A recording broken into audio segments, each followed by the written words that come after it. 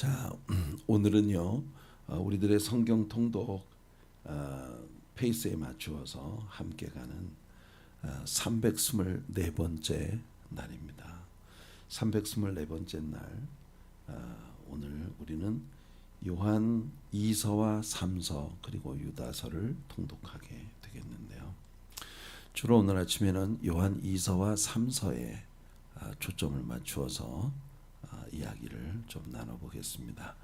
오늘은 특별히 본문 요한 3서 4절, 요한 3서 4절 말씀을 본문으로 해서 기쁨을 주는 자녀라는 제목의 말씀으로 같이 우리가 은혜를 나누도록 하겠습니다. 본문입니다. 내가 내 자녀들이 진리 안에서 행한다 함을 듣는 것보다 더 기쁜 일이 없도다. 우리가 자녀들을 길러내다 보면 우리 자녀들에 대한 레퓨테이션을 우리 자녀들이 사람들에게 어떤 칭찬을 듣고 있나, 어떤 평가를 받고 있는가 하는 걸 다른 사람의 입을 통해서 듣게 되는 때가 있습니다. 아우 진짜 집사님 아들은 얼마나 똑똑한지, 또는 집사님 딸은 얼마나 예쁜지, 어쩌면 그렇게 예수님을 잘 믿고 그 어린 나이에 이렇게 기특한 생각을 할 수가 있어요. 뭐 이런 이야기들을 다른 사람의 입으로 전해 듣게 되면 그것이 아이를 기르는 부모의 입장에서는 정말 너무나 감사하고 행복해지는 일이 아니겠습니까? 그럴 때 우리는 이 자녀가 아비를 또는 어미를 기쁘게 하는 자식이다, 이런 생각을 하게 되는데, 지금 요한 3서라는 책에서 요한은 가이오라고 하는 한 인물에 대하여 지금 이런 이야기를 하고 있습니다. 가이오라는 한 인물에 대해서, 네가 믿음 안에서 행하고 있는 너무나 착하고 아름다운 소문을 내가 듣고 보니 네가 내 자식이잖아. 믿음 안에서 내 자식이잖아. 그러니 얼마나 내가 기쁜지 모르겠어. 여러분, 영적으로 아비의 마음을 가지고 있는 목회자의 마음에 너무나 큰 자랑거리가 되고 있는 가이오라는 인물, 그 인물에 대한 요한의 이야기가 바로 오늘 본문의 이야기입니다. 자, 오늘 우리가 통독할 말씀들을 좀 돌아볼게요. 요한 2서와 3서 그리고 유다서, 이 세 권의 책은 당연히 요한 2서, 요한 3서는 어제 우리가 나누었던 요한 1서를 쓴 요한의 작품입니다. 사도 요한이죠. 예수님께서 제자로 부르셨던 그 요한. 그 요한이 이 처형을 당할 그런 위치에 있었는데 도저히 생각할 수 없을 그런 끔찍한 처형의 현장에서 생존을 하게 됨으로써 두려움을 느낀 황제가 유배 명령을 내려 반모 섬으로 유배가 되었고, 그 유배지에서 돌아오고 난 다음 에베소에서 그의 일생을 마치면서 우리가 가지고 있는 요한복음뿐만 아니라 요한 1, 2, 3서, 이 책들을 저술한 것으로 그렇게 알려지고 있습니다. 그러니까 이 책을 쓸 때 요한의 나이는요 벌써 90세가 넘어 있어요. 거의 100살을 바라보고 있는 그런 나이에 이 요한이 이 글들을 썼습니다. 그러니까 가이오 같은 한 교회에 굉장히 중요한 그런 인물이 자식처럼 느껴질 수 있는 그런 나이죠. 자, 그런데 요한이 그의 나이 90대에 이 책들을 썼다고 생각할 때, 교회가 이 땅에 탄생한 게 보통 이제 예수님과 요한의 나이가 6개월 정도 차이밖에 없었으니까 30년 정도를 기점으로 해서 성령이 강림하시고 또 교회가 탄생했다고 생각을 한다면 예수님의 몸된 교회가 이 땅에 탄생한 지 이제 겨우 60몇 년밖에는 안 된 이런 상황이란 말이죠. 교회가 이 땅에 탄생한 지 60몇 년밖에 안 된, 그러니까 100년도 지나지 않은, 1세기도 지나기 전에 벌써 교회 안에 굉장히 그 교회의 아름다움을 지키려는 몸부림이 있지 않으면 교회를 지킬 수가 없는 그런 이단들의 공격이 교회 안에 굉장히 깊숙이 그 침투해 있다는 것을 우리들에게 보여주는 그런 내용들이에요. 유다서도 마찬가지입니다. 유다서는요, 예수님을 판 가룟 유다가 아니라 예수님의 동생인 예수님의 동생인 유다예요. 이 마리아가 예수님을 낳을 때는 동정녀로 성령으로 잉태해서 예수님을 낳았지만, 그러나 예수님을 낳고 난 후에 요셉과의 이제 일반적인 부부 관계 속에서 낳은 아들들이 있었습니다. 그게 우리 성경에 있는 야고보 그리고 유다, 이런 인물들이 바로 그 예수님의 동생들이죠. 자, 그 중에 하나인 유다가 쓴 책인데, 이 유다서의 내용도 이따가 잠깐만 이야기를 하겠습니다만은 그 교회에 깊숙이 들어온 영지주의 이단들의 공격에 대해서 그들을 막아내고 잘 믿음의 싸움을 싸워야 한다는 것을 이제 유다가 서신으로 썼습니다. 그러니까 1세기 교회 안에 요한 2서 3서도 마찬가지예요. 이단들이 막 난무하고 있는 이 세상에서 예수 그리스도의 교회의 아름다움을 지키려는 그런 아주 눈물겨운 노력이 이 엿보이는 그런 서신들이 바로 오늘 우리가 읽게 되는 책입니다. 여러분, 교회는 있잖아요, 저절로 아름다워지지 않습니다. 절대로 교회는 그냥 가만히 있으면 아름다워지지 않아요. 많은 사람들은 생각합니다. 교회가 예수님을 믿는 사람들의 공동체다 보니 당연히 교회는 가보면 거의 작은 천국 같은 곳이 되지 않을까? 이런 생각을 진짜 많이 하고 있죠.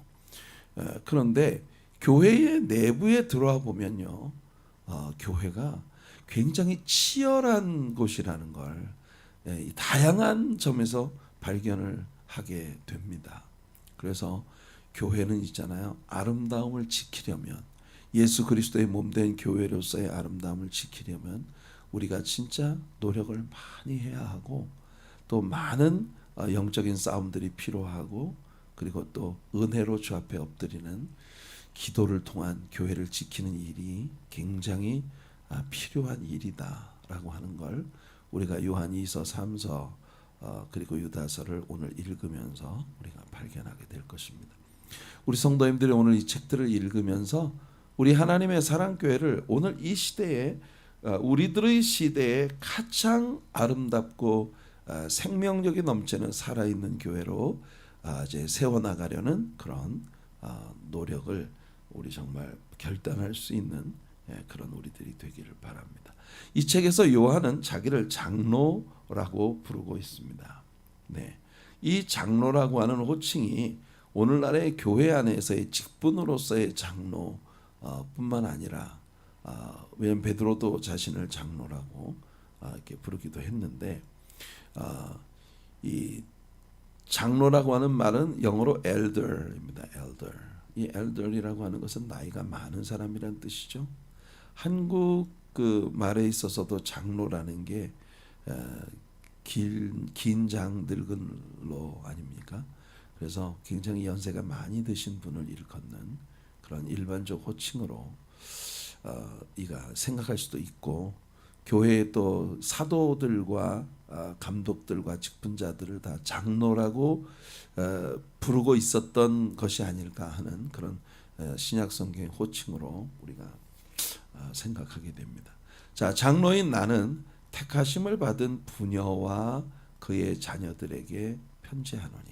우리가 나중에 이제 성경 여행을 통해서 요한일서를 공부하면서 이야기하겠습니다만, 여기 택하심을 받았다라고 하는 말이 엘렉티, 헬라어로 엘렉티 쿠리오라고 하는 그런 말로 되어 있습니다.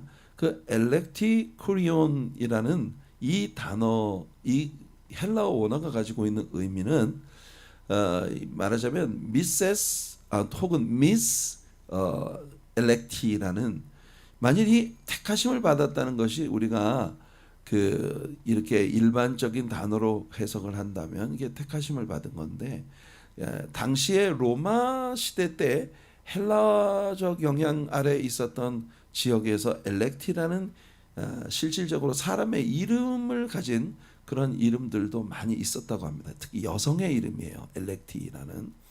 그래서 그 엘렉티 코리온, 주님께로부터 택함을 받았다라고 하는 이 단어가 미스 엘렉티라고 한 사람의 실질적인 이름으로 볼 수도 있는 그런 단어입니다. 그래서 이것이 엘렉티라는 이름을 가진 한 여성의 이 이름인지, 아니면 하나님께 택하심을 받은 많은 그 사람들, 특히 여성 성도들과 그의 자녀들을 일컫는 그런 말인지 정확히 알 수는 없는데, 어떻든 이 장로 요한은 택하심을 받은 부녀와 그의 자녀들에게 이 편지를 쓰고 있습니다. 내가 참으로 사랑하는 자여, 나뿐 아니라 진리를 아는 모든 자도 그리하는 것은, 하면서 요한은요, 이 초대 교회 안에 있는 1세기 교회 안에 있는 택함 받은 하나님의 사람들이 특히나 교회 안에 비진리를 가지고 들어와 교회를 어지럽히는 사람들에 대해서 절대 그들이 마음을 내어주지 않는, 진리를 끝까지 고수하고 지키는 그런 신자들이 돼야 한다고 하는 그런 권고를 지금 요한은 하고 있습니다. 특히나 이 편지가 여성들을 향하는 것으로 정해져 있는 건, 당시에 그 여성들은 가정을 지키는 사람들이고, 남성들이 나가서 돈을 벌고 이 일을 해서 식구들을 부양하는 이런 그 체계가 이제 시스테마이즈 되어 있는 그런 시대였습니다. 물론 우리는 신약 성경에서 벌써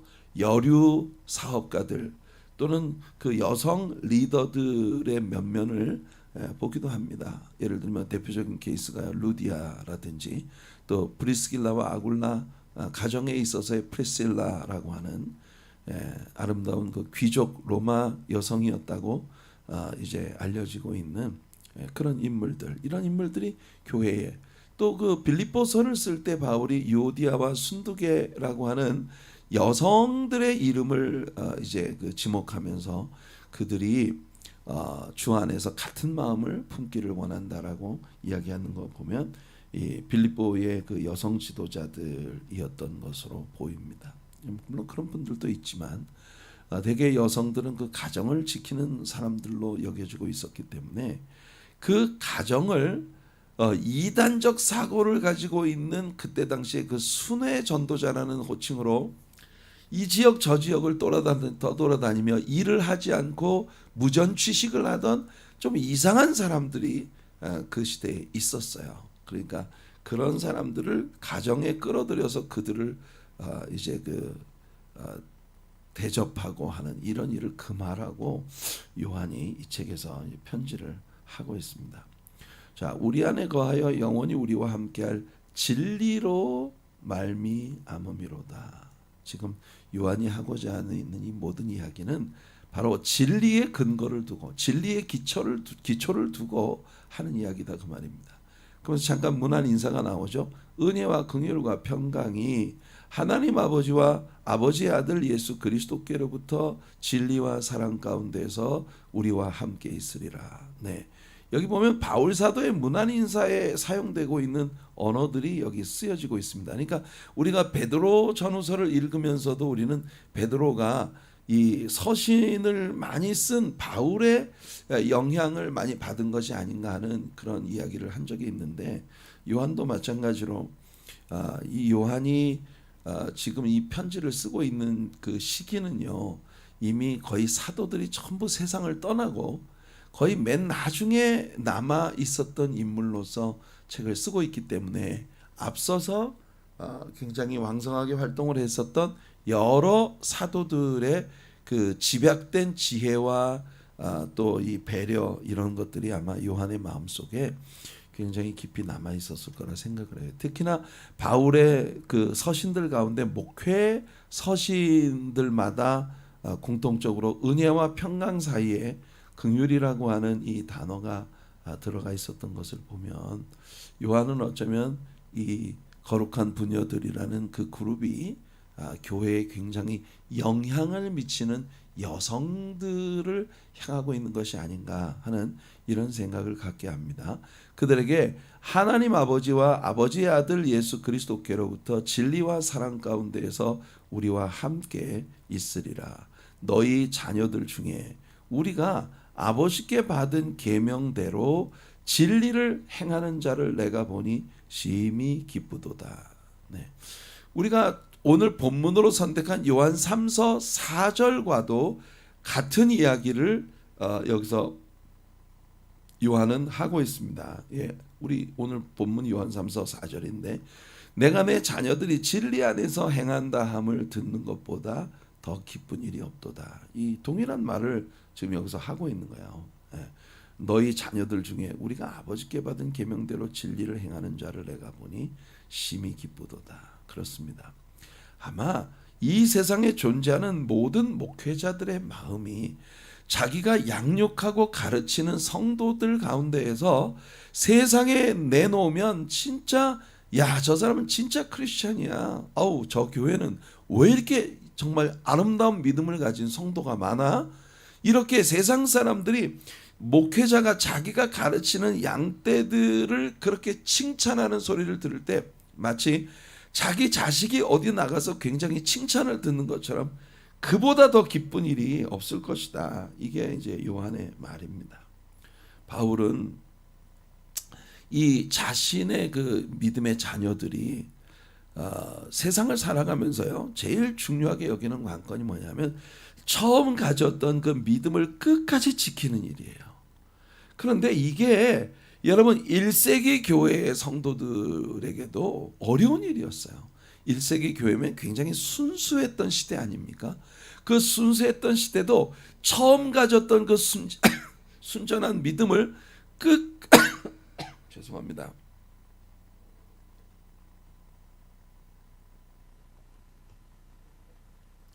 처음 가졌던 그 믿음을 끝까지 고수하는 것이 아주 큰 관건이에요.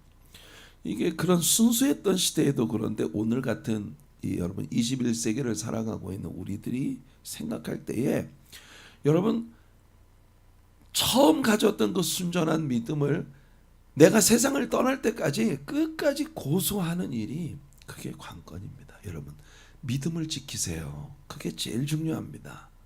믿음을 지키세요. 여러분들이 뭘 업적을 세우려고 하지 말고요. 내 믿음을 그 순전하고 아름다운 믿음으로 끝까지 지키는 거 그것이 우리들에게 아주 중요한 관건입니다.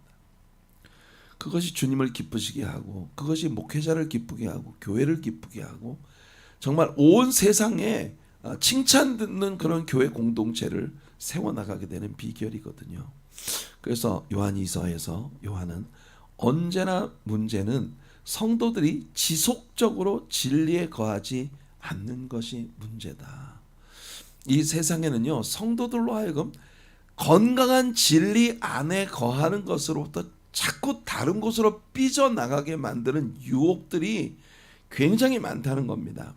그래서 갈라디아 1장 6절에서 바울이 심지어 이렇게 말을 했어요.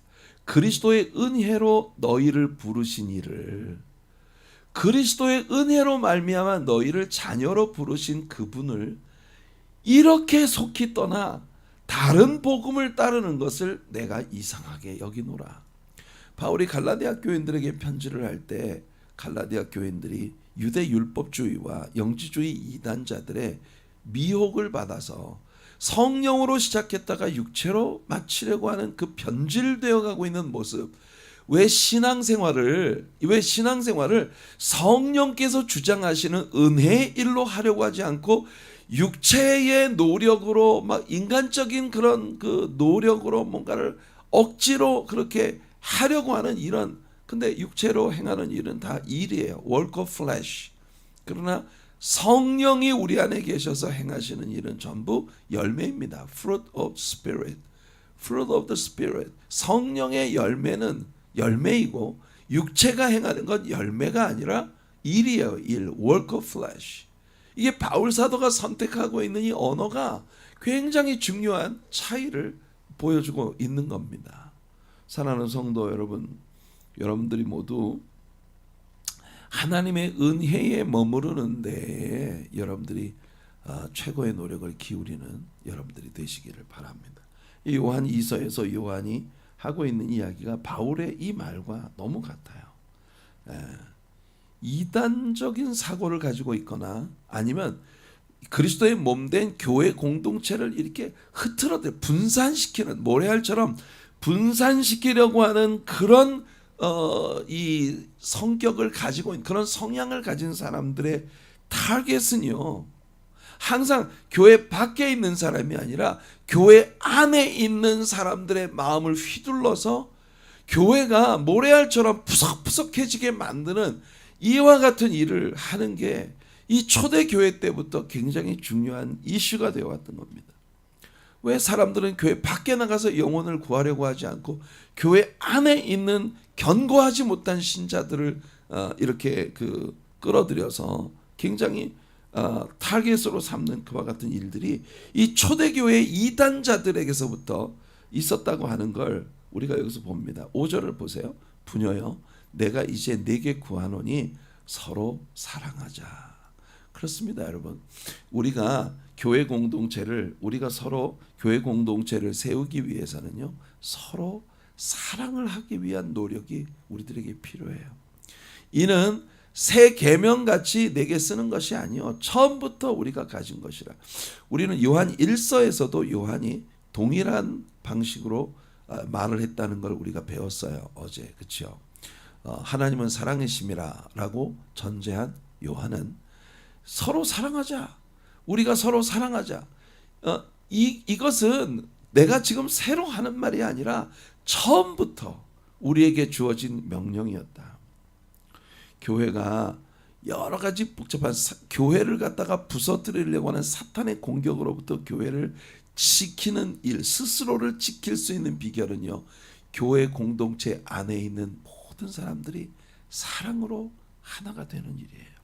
이게 요한 1서에서도 얘기했어요. 1세기 교회 안에 이 사랑을 고수하는 일이 얼마나 중요한 일인가. 그리고 오늘 요한 2서에서도 요한은 같은 얘기를 하는 겁니다. 항상 교회 밖에 있는 사람들을 전도해서 영혼을 얻으려는 그런 일을 하지 않고 교회 안에 있는 믿음이 연약한 사람들을 건드려서 교회를 자꾸 어지럽히는 이런 성향을 가진 그런 소위 순회 전도자라는 이름을 가지고 교회에 와가지고 교회를 막 어지럽히는 그런 사람들이 있어요. 옛날에 여러분 진짜 그런 사람 전 많이 봤어요. 특히 우리 한국 교회도 소위 부흥사들의 시대라고 일컬어지던, 제가 티네이지 보이였을 때, 그때 여러분 교회 안에 이상한 사람들 진짜 많았어요. 자기가 예언의 은사를 받았는데 이 동네 저 동네를 돌아다니면서 하나님이 예언을 주신 그 예언을 성도들에게 해준다고 하면서 성도들 집에 들어와 가지고 이 집에 혹시 내가 좀 한 며칠 묵을 방이 있느냐, 내가 예언자인데 당신을 위해서 내가 축복 기도를 해주라고 하나님이 명령을 하셔서 여기 왔다, 이러면서 그 집에 들어와 가지고 막 그 성도한테 예언을 해준다고 하면서, 이게 교회 안에서 건강하게 목사님이 가르치는 말씀과 그 사랑 안에서 자라지 못하게, 이거 뭔가 교회 밖에 어떤 비밀이 있는 것처럼 그렇게, 그러니까 이게 항상 교회 안에서요 과외 공부가 필요하다고 주장을 하는 그런 사람들이에요. 이런 사람들을 막 수석거려 가지고 건강하게 세워주던 교회가 막 하루아침에 풍비박산이 되는 이런 일들이 적지 않게 있었어요. 저는 어린 시절에 그런 교회가 진짜 그런 일들로 너무 곤란을 겪는 모습들을 봤는데, 지금 요한이 이 거룩한 부녀들, 그 1세기 교회 안에 거룩한 부녀들에게 하고 있는 이야기가 바로 그 이야기입니다. 자, 10절에 보면 9절에 보면 요한이 아주 중요한 얘기를 합니다. 지나쳐 이 지나친다는 말이 헬라어에서 프로아고입니다. 프로아고. 프로라고 하는 것은 앞으로라는 뜻이에요. 프로라고 하면 앞으로.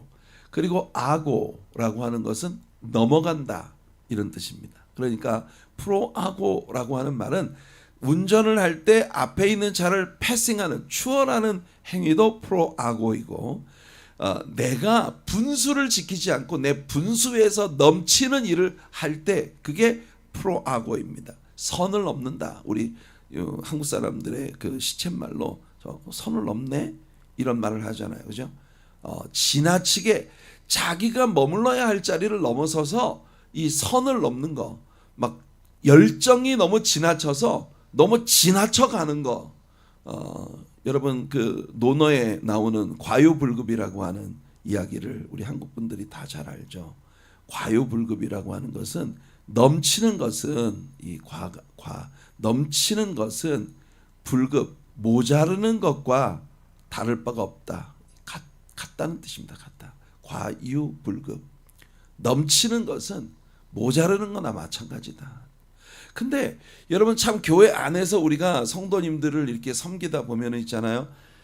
내가 늘 모자라는 곳에 머물러 있어서 그 사람에게 인커리지를 하고 세워주고 또 뭔가 일을 하도록 격려하는 그런 일도 어렵지만, 너무 지나쳐가는 사람을 좀 이렇게 끌어당겨서 이게 좀 너무 지나치지 않도록 하는 이런 일 굉장히 어려워요. 우리가 다윗에 대한 이야기를 할 때 그런 얘기를 했었습니다. 기억나시죠? 다윗이 하나님께 집을 지어드리겠다고 했어요. 근데 하나님의 뜻은 난 너한테 내 집 지어달라고 하지 않았어. 너 말고 네 뒤에 일어날 다른 사람한테 내가 집을 지으라고 할 거야. 근데 여러분 보통은 이렇게 내가 뭘 하겠다는 거가 거절되었을 때 이때 사람에게 일어나는 짜증과 막 정말 이 분노 이런 건 있잖아요. 조절하기가 진짜 어렵습니다. 내가 호의를 베풀었는데 이 호의를 거절해? 그러면 이 사람은요 하려고 했던 것까지 다 때려치워 버립니다. 근데 다윗은 그렇게 하지 않았어요. 다윗은 내가 하나님께 드리려고 했던 호의가 거절당했지만 하나님이 나 말고 다른 사람을 통해서 이 일을 하고자 하신다면 그래 나는 어차피 하나님을 사랑하고 하나님을 기쁘시게 해드리는 게 내 소원이니까. 사람이 이러기가 진짜 쉽지 않거든요. 그래서 다윗은 실제로 솔로몬이 성전을 지을 수 있는 모든 준비를 다윗이 다 했습니다. 요한이 지금 요한 2서에서 우리에게 해주는 이야기 중에 제일 중요한 키워드가 바로 이거예요. 뭐든지 선을 넘지 말아라. 뭐든지 지나쳐가지 말아라. 지나쳐가는 건 아예 아무것도 안 하는 것만 못해. 그것과 다를 바가 없어. 그런 이야기를 요한이 하는 겁니다. 지나쳐 그리스도의 교훈 안에 거하지 아니하는 자. 여러분 하나님의 건강한 말씀 안에 거하지 않고 여기서 지나쳐가는 거. 다 이 사람들은 다 하나님을 모시지 못하되 교훈 안에 거하는 그 사람은 아버지와 아들을 모시느니라. 보세요. 우리가 머물러야 할 그 자리에 스테이하는 거. 교훈 안에 거하는 그 사람. 어바이드라는 단어가 요한이 굉장히 사랑하는 단어였다는 걸 우리가 배웠어요. 그죠? 교훈 안에 어바이드 하는 거. 교훈 안에 머무르는 거. 이게 굉장히 우리들에게 필요하다. 그러니까 요한 2서에서 요한이 우리들에게 얘기하고 있는 말씀의 아주 중심이 되는, 여러분 이때 당시에는요 영지주의 이단들이 특히나 교회를 많이 흔들었어요. 예수 그리스도의 신성이나 예수 그리스도의 인성이나 양쪽 중에 하나를 부정하는 겁니다. 예수 그리스도의 신성을, 예수님의 하나님이심을 부정하는 그런 철학과, 또 예수님이 하나님이 아니야. 예수님은 육체로 사람으로 오셨는데 무슨 사람이 어떻게 하나님이 될 수가 있어. 이런, 그래서 예수 그리스도의 삼위일체 가운데 성자 하나님으로서의 예수님의 위치를 위축시키는, 예수님의 신성을 위축시키는 이런 교훈들을 가지고 교회 안에 들어오는 사람들이 많이 있었어요. 그들에게 요한은 아주 단호하게 말합니다. 누구든지 이 교훈을 가지지 않고, 그러니까 이 교훈 안에 머물러 있어야 할 그 자리를 지키지 않고 너희에게 나아가는 자가 있거든. 그를 집에 들이지도 말고 인사조차도 하지 말아라.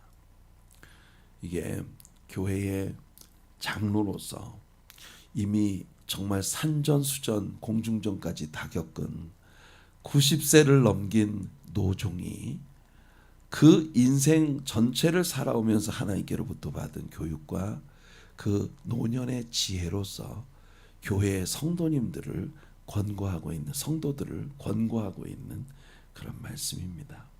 이게 요한 2서의 내용이에요. 자, 그다음 요한 3서는요. 그러니까 요한 2서는 이단자들을 절대로 사람 대우를 하지 말아라. 이게 그 요한 2서의 내용인데, 거꾸로 요한 3서는 올바르게 하나님을 섬기는 하나님의 종들을 잘 대접하고, 그리고 그들에게 호의를 베풀고 그들을 위해 기도하고 서포트하는 그런 일을 하라고 권고하는 게 요한 3서입니다. 그러니까 요한 2서와 요한 3서는 완전히 같은 동일한 내용의 이야기를 하고 있지만 상반되는 그런 각도에서 얘기를 하고 있는 거예요. 요한 2서는 교회 안에 들어와서 교회를 어지럽히는 이단자들을 가까이 하지 말아라. 그들에게 절대 그들을 도와주지 말고, 집에 와가지고 예언자라고 와서 당신의 집에 내가 축복을 하라는 명령을 받고 왔습니다 하면서 머무르는 사람 잘 대해주지 말아라. 그 사람의 범죄에 네가 참여하는 거야. 그 다음에 두 번째는 뭐냐 하면은 하나님의 종들, 열심히 주님을 섬기려고 애쓰는 그런 하나님의 종들을 잘 대우하고 사랑해라. 이게 이제 요한 3서의 내용입니다. 요한 3서는 바로 요한 3서를 받는 그 교회가 이 가이오라는 사람의 집에서 모이고 있었던 것 같아요. 식주인 뭐 이런 그 가이오라고 하는 인물이 상당히 그 교회에 영향을 미치는 그런 인물이었던 것 같은데, 가이오에게 편지를 보내고 있다. 신약 성경에 가이오라는 이름을 가진 사람이 몇 명 나옵니다. 가이오를 가진 사람이 몇 명 나오는데, 우선 그 마케도니아 사람 가이오에 대해서 우리는 배웠습니다 이미. 그리고 더베의 가이오도 있었고요, 고린도의 가이오도 있었습니다. 그러니까 이 세 명의 가이오가 지금까지 우리가 성경 여행을 통해서 배웠던 말씀 속에 나왔는데, 이 고린도의 가이오는 특별히 회당 옆집에 살고 있었던 사람으로, 바울이 고린도 교인들에게 내가 세례를 베푼 사람들은 이 가이오 집안 식구들 외에는 내가 기억나는 사람이 없다, 이렇게 말을 했던 바로 그 인물입니다. 이 요한 3서의 가이오는 앞에서 언급한 세 사람 중에 하나였지 않았을 것 같아요. 이 세 사람 중에 있었던 가이오 중 하나가 아니었을 것 같아요. 초대교회에 내려오는 구전에 의하면 이 가이오는 요한에 의해서 버가모 교회의 감독으로 보내어진 인물이었다라고 알려지고 있습니다. 물론 이 버가모는 에베소에서 그리 멀지 않은 이 에베소 소아시아의 바로 변경에 위치하고 있었던, 이 에베소의 서버브 에리아에 위치하고 있었던 그런 도시로서 예수님이 요한계시록에 보낸 7교회의 편지 있잖아요, 그죠? 그 편지 가운데 버가모 교회의 사자에게 편지하기를, 이 버가모 교회의 지도자에게 편지를 보냈는데 아마 그 인물이 가이오였을 것이다, 이렇게 초대교회에 내려오는 오럴 트래디션은 우리들에게 전하고 있습니다. 자, 요한 2서처럼 여기서도 요한은 자기 자신을 장로라고 소개합니다.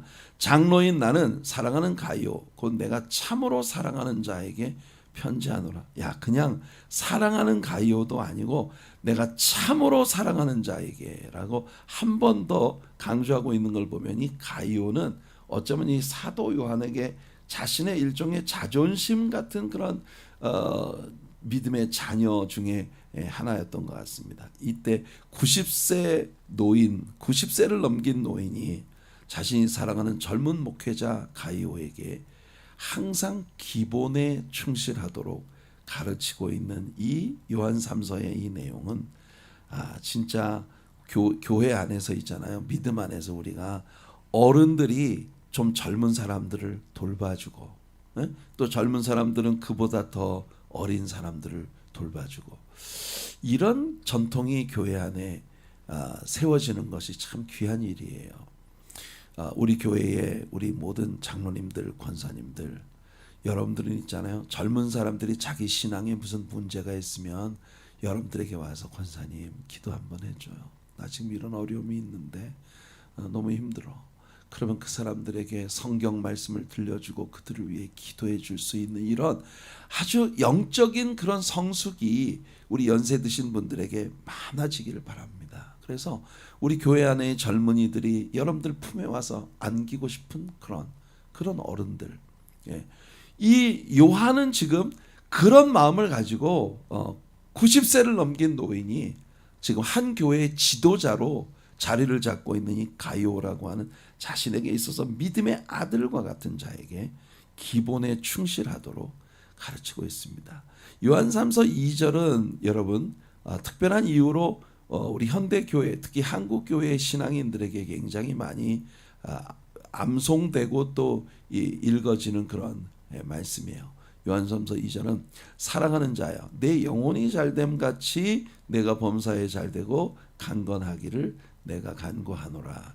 자, 원래 이 말씀이 순복음교회에서 삼박자 축복이라는 그런 이름으로 하나님께서 사람들을 축복하실 때 먼저 영혼이 잘되면, 먼저 영적인 복을 받으면 범사가 잘되고 사업이나 모든 삶의 물리적인 그런 축복이 따르고 뿐만 아니라 강건하다.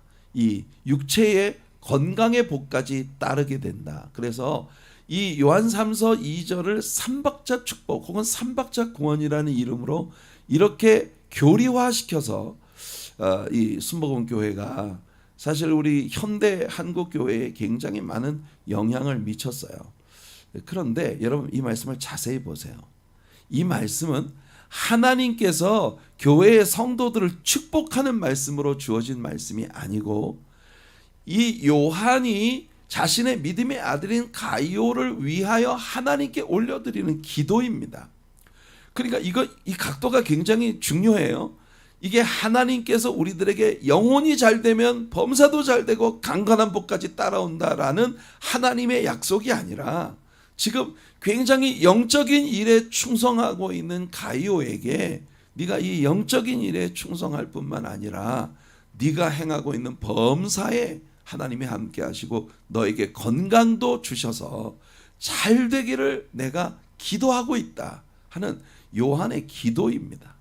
이게 물론 우리가 여러분 이런 삼박자 이 축복을 받으면 좋겠죠. 누구에게나. 그런데 이게 하나님의 언약이 아니에요. 그 말은 다시 말하면 세상에 있는 모든 하나님의 종들이나 또 하나님의 일에 열심을 내는 사람들이 이 세 가지 복을 누구나 다 누리는 것은 아니라는 거예요. 그렇다고 해서 내가 하나님 앞에 올바른 성도가 아니다. 이 삼박자 축복을 다 받지 못하면 내가 하나님 앞에서 올바른 신자가 아니다 라고 생각을 하는 건 이 말씀을 지나치게 해석한 그런 부분이라는 겁니다. 물론 우리 성도님들 모두가 영혼도 잘되고 범사의 복을 받고 육체의 강건함을 누리게 되시기를 저도 늘 기도합니다. 저도 그저 눈만 감으면 우리 성도님들이 다 주 안에서 잘되기를 기도하고 있죠. 이게 요한도 같은 기도를 지금 하고 있는 겁니다. 하지만 경우에 따라서 하나님은 당신 자신의 영광을 위해 개별적으로 사람들마다 서로 다른 은혜들을 주셔요. 어떤 사람은 육체의 질고를 굉장히 오랜 시간 동안 껴안고 살고 있지만 오히려 그걸로 인해서 그 사람이 더 깊은 영성을 갖춘 그런 하나님의 사람으로 서게 되는 그런 인물들도 있어요. 그러니까 내가 이 세 가지 중에 나는 정말 성령의 은혜도 받고 그리고 몸도 건강한데 왜 나는 사업하는 것마다 이렇게 잘 안 되지? 그렇다고 해서 내가 하나님께 복 받지 못한 자가 아니다. 여러분들 그걸 꼭 기억하시기를 바라요. 그리고 3절에 보면 형제들이 와서 내게 있는 진리를 증언하되 내가 진리 안에서 행한다 하니 내가 심히 기뻐하노라. 자, 그래서 4절 보세요. 내가 내 자녀들이 진리 안에서 행한다함을 듣는 것보다 더 기쁜 일이 없도다. 그러니까 이 90세가 넘는 노종이 자신의 믿음의 아들인 가이오가 이렇게 교회 안에서 정말 너무나 믿음으로 또 성경의 지식 가운데에서 귀한 일을 하고 있다는, 진리 가운데 행한다는 소식을 들을 때 난 너무 기쁘다. 그러니까 여러분, 항상 그 아비에게 또 주님에게 기쁨을 드리는 자녀, 기쁨을 주는 자녀, 이게 얼마나 우리들에게 귀한 일입니까? 여러분, 그런 은혜가 우리 모든 성도님들에게 넘치게 되기를 예수님의 이름으로 축복해 드립니다. 교회 역사가 이 한 세기를 지나가기 전에, 1세기를 지나가기 전에 교회 안에 이런 어려운 문제들이 많이 생기고 교회를 정말 진리의 기둥과 터로서 주님을 기쁘시게 해드리는 사랑의 공동체로 지키는 것에 굉장히 많은 애를 써야 한다는 것이 우리들에게 참 놀라움이 됩니다. 사랑하는 자여, 내가 무엇이든지 형제 곧 나그네 된 자들에게 행하는 것은 신실한 일이니. 아까 이 요한 2서에서는 이런 나그네들 중에 자칫 잘못하면 이단들 또 교회를 부스러뜨리는 나쁜 사고를 가진 사람들을 네가 대접하는 꼴이 될 수도 있다. 그걸 조심하라고 했고, 여기서는 가이오가 이렇게 형제된 자, 나그네 된 자들에게 신실한 마음으로 사랑을 베풀고 행하는 이 일이 얼마나 귀하고 소중한 일인가 하는 걸 요한은 칭찬하고 있어요.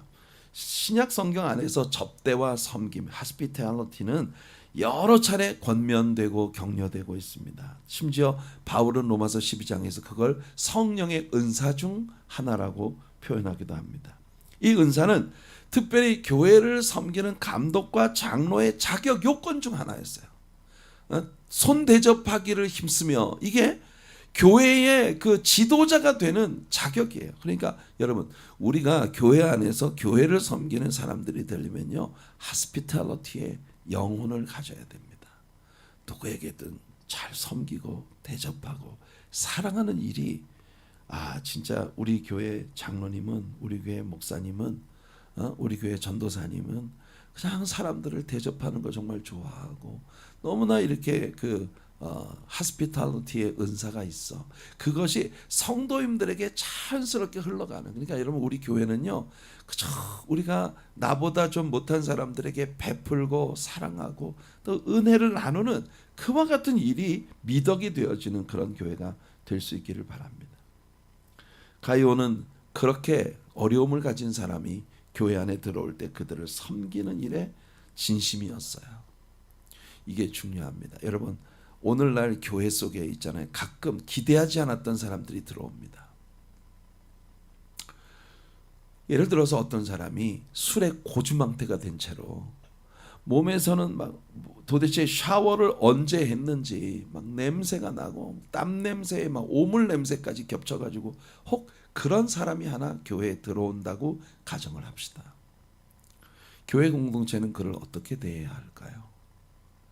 서로 뒤에서 코를 막고 수군거리면서 저런 사람이 우리 교회 들어와? 왜 저런 사람이 우리 교회를 들어와? 이렇게 하면 되겠습니까? 이게 이론만 아니라 실제로 때로는 교회에 우리가 생각하기에 진짜 이해가 잘 안 되는 그런 사람들이 들어올 때가 있어요. 근데 그 사람들이 여기 아니면 어디로 가겠습니까? 우리는 모두 그를 껴안아주고 품어주고 위에서 기도해주고 그런 사람이 변화되어서 신실한 그리스도의 사람이 되도록 돕는 것이 우리 교회가 해야 할 일이 아니겠습니까? 우리는 늘 교회 부흥을 외칩니다. 교회 부흥을 외치지만 교회 부흥을 외칠 때 우리는 많은 사람들이 들어와서 교회 헌금을 많이 하고 이 교회의 어떤 그 힘이 돼줄 수 있는 이런 사람들이 들어오기를 환영하죠. 그러나 요한이 가이오에게 하고 있는 이 말은 힘을 잃어버리고 정말 집도 뭣도 없는 나그네 서름을 겪고 있는 사람들이 너희에게 찾아왔을 때 그들을 잘 대접하고 섬기는 그 하스피탈리티의 마음을 가지고 교회는 그렇게 세워져야 한다. 그런데요, 교회 안에 이 가이오와는 다른 스피릿을 가진 사람이 있어요. 그게 누구냐면 데메드리오입니다. 이 데메드리오의 케이스에 대해서 요한이 말합니다. 내가 두어 자를 교회에 썼으나 그들 중에 으뜸되기를 좋아하는 디오드레베가 우리를 맞아들이지 아니하니. 이 디오드레베라는 인물은요, 항상 교회 안에서 벌어지는 모든 일에 자기가 주도권을 가져야 되는 사람이에요. 그러니까 내게 주도권이 있고 나의 어떤 그 명예가 명성이 세워지지 않는 일에는요, 일체 손을 대지 않는 그런 스타일의 사람. 자기가 으뜸이 되지 않으면 남을 칭찬해주고 남을 세워주고 하는 일은 일체 하지 못하는 그런 사람. 그게 데메드리오라는 인물입니다. 그러므로 내가 가면 그 행한 일을 잊지 아니하리라. 그가 악한 말로 우리를 비방하고도. 이런 사람의 전형적인 특징은 뭐냐면 내가 하고 있는 일들만을 부각시키고 다른 사람이 하는 일은 그냥 뒤에서 참소하고 비방하고 해가지고 이것도 나쁜 일인데 거기서 더 지나쳐서 오히려 그것도 부족해서 형제들을 맞아들이지도 아니하고 맞아들이고자 하는 자를 금하여 교회에서 내쫓는도다. 이 데메드리오라고 하는 인물이 1세기 교회 안에 있었다고 하는 게 우리들에게 참 충격이 되고 어려움이 됩니다. 특히나 이 데메드리오가 도를 넘어서 이게 교회 안에서 이 연약한 성도들에게 하는 일만 아니라 요한이 지금 이 책에서 이야기하고 있는 게 그거예요. 하나님의 종인 요한에게까지도 이렇게 도전을 하는 이와 같은 일들이 벌어지고 있다는 이야기입니다. 이게 참 걱정스럽고 어려운 일이에요. 그래서 여러분, 저는 있잖아요, 이게 제가 하나님의 종이기 때문에 뭐 주의 종을 잘못 건드리면 무슨 큰 코 다친다 이런 얘기를 하고 있는 게 아닙니다. 오해 없으시기를 바라요. 전 그렇게 제가 주의 종이라는 위치를 가지고 이야기하는 건 아니에요. 그렇지만 성도님들이 복되기 위해서는요, 나의 기름 부은 자를 손대지 말며 나의 선지자들을 해하지 말라. 이게 하나님의 말씀이에요. 그러니까 하나님이 기름 부으신 종들을 이렇게 건드리지 말고 해하지 말아라. 물론 제가 얘기했죠. 모세가 잘못했을 때 미리암과 아론도 모세에게 네가 잘못했다라고 지적할 수 있었어요. 그런데 그들의 미리암과 아론에게 문둥병이 생긴 이유가 미리암에게 문둥병이 생긴 이유가 뭐라고 했습니까? 그게 너만 지도자야? 우리도 지도자야. 하나님께서 모세에게 세우신 특별한 리더십의 기름 부으심에 도전하는 그들의 언사가, 여러분, 얼마든지 미리암 모세의 누나예요. 어쩌면 미리암의 기지가 없었으면 모세는 살아남지 못했습니다. 인간적으로 볼 때 미리암이나 아론이나 모세에게 권고할 수 있어요. 하지만 그것이 권고해주는 이야기가 아니라 너만 지도자야? 우리도 지도자야? 라고 하는 이런 리더십에 대한 도전으로 다가왔을 때 하나님께서 그것을 절대 여산일로 다루지 않으셨다는 겁니다. 자, 오늘은 우리가 요한 2서와 3서가 상당히 독특한 그런 내용들을 많이 가지고 있어서 요한 2서와 3서에 오래 머물러 있었습니다. 유다서는 나중에 성경 여행을 공부하면서 우리가 다시 이야기하기로 하죠. 예수님의 동생 유다가 당시 영지주의 이단자들에 대해서 한 이야기인데 이 구절이 우리들에게 유다서라는 책이 어떤 내용인지를 한눈에 보게 해줍니다. 사랑하는 자들아, 우리가 일반으로 받은 구원에 관하여 안 그래도 이 구원에 관한 도리에 대해서 너희에게 편지를 하려고 생각을 했었는데 성도에게 단번에 주신 이 믿음의 도를 위하여 힘써 싸우라는 편지로 너희를 권해야 할 필요를 느꼈다. 왜냐하면 교회 안에 가만히 들어온 이단자들, 이는 가만히 들어온 사람 몇이 있습니다. 그들은 옛적부터 이 판결을 받기로 미리 기록된 자니 경건하지 아니하며 우리 하나님의 은혜를 도리어 방탕한 것으로 바꾸고 홀로 하나이신 주제 곧 우리 주 예수 그리스도를 부인하는 자니라. 그러니까 이런 이 영지주의 이단들에 대한 그런 맞서 싸우라고 하는 권고를 하기 위해 유다가 이 편지를 썼습니다. 오늘 좀 며칠 만에 우리가 조금 시간을 많이 썼습니다. 그래서 바로 끝내도록 할게요. 이 우리 적용 말씀은 잠언서 25장 13절입니다. 충성된 사자는 그를 보낸 이에게 마치 추수하는 날의 얼음 냉수 같아서 능히 그 주인의 마음을 시원하게 하느니라. 오늘 우리를 이 땅에 보내신 예수님의 마음을 시원하게 해드리는 그런 주님의 종들로